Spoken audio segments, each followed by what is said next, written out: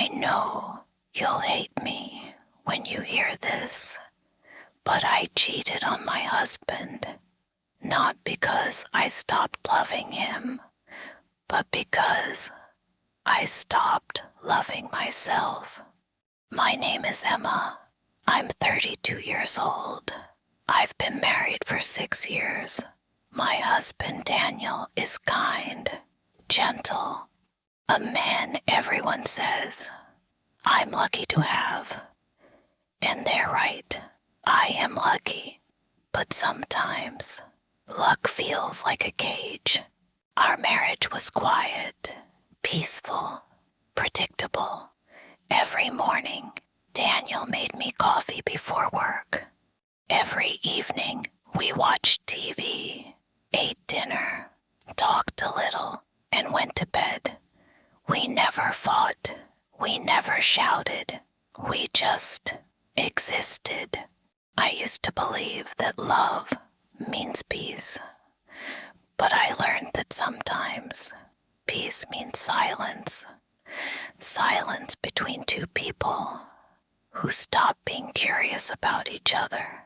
I didn't notice it at first, the distance, the slow fading of us, until one day I looked at Daniel and realized I couldn't remember the last time he really saw me. Then I met Alex. He joined my office as a new project manager. He was confident, funny, and a little too charming. On his first day, he smiled at me and said, "You look like someone who doesn't like Mondays." I laughed. It was the first real laugh I'd had in months. He started bringing me coffee every morning. He remembered how I liked it. 1 sugar, no milk. He noticed when I was sad. He noticed when I wore a new dress. He noticed me. And for the first time in a long time, I felt alive.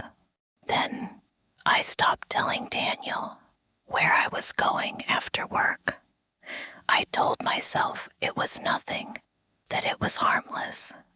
But in my heart, I knew every text I sent to Alex was a lie to Daniel. Every smile I gave Alex was a piece of love I was stealing from my marriage. One night, it happened. Everyone had left the office. We stayed late, finishing a report. The city outside was quiet. Lights flickered through the windows. He looked at me for a long time, and I didn't look away. That's how it began. Not with words, but with silence. A silence that felt like a storm, waiting to break. He touched my hand. My heart screamed no, but my body whispered yes. And I let it happen. That night, when I came home, Daniel was asleep, peaceful, trusting. I sat beside him and cried silently, because I knew I had broken something I could never fix. The next morning, I tried to act normal. I made breakfast, smiled, kissed his cheek, but everything felt wrong. His kindness felt heavy. His love felt like guilt pressing on my chest. I thought I could hide it, but lies have a smell, a silence, a weight that changes how you breathe. And Daniel, he could feel it. One evening, he looked at me and said, "You're somewhere else lately." Somewhere I can't reach. I didn't answer, because he was right. Days turned into weeks. I stopped seeing Alex, but the guilt stayed. Every time Daniel smiled, I felt pain.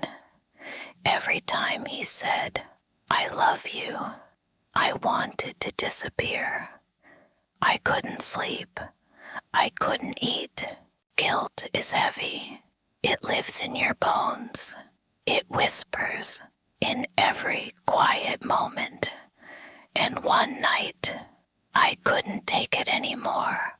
I told him everything. We were in the kitchen. The lights were low. I said his name, Daniel, and my voice broke before I could continue.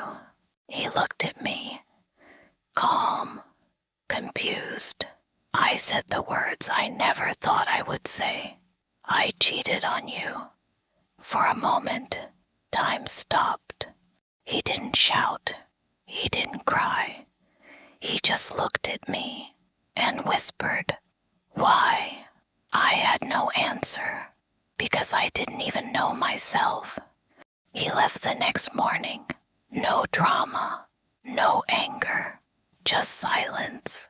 He packed a bag, put his wedding ring on the table, kissed my forehead and said, "I hope you find what you're looking for." And then he was gone.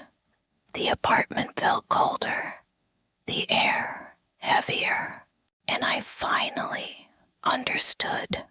I wasn't looking for love. I was looking for myself. But in finding that, I lost the only person who truly loved me. Now, when I make coffee in the morning, I still make 2 cups, one for me and one for the memory of him. I never drink it. I just watch it get cold.